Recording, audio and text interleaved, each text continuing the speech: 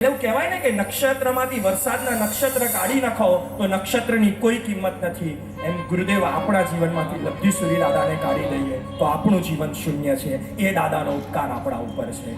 ગુરુ આપના સાનિધ્યમાં વસવા મળે કાયમ. ગુરુ આપના ચરણોમાં વસવા મળે કાયમ.